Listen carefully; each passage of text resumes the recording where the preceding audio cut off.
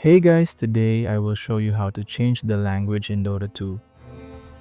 This helps if your game launched in the wrong language or if you want clearer item and ability descriptions.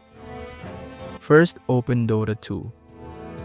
Click the gear icon for settings. Go to the language tab.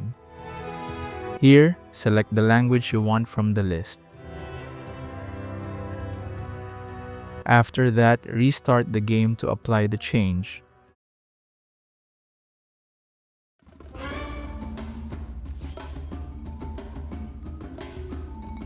If the language option is missing, close Dota 2, right-click it in Steam, go to Properties, then Language, and select it there. Quick tip: you may want to use English if you follow guides or patch notes, since most hero mechanics and item names match community resources. And that's how to change Dota 2 language.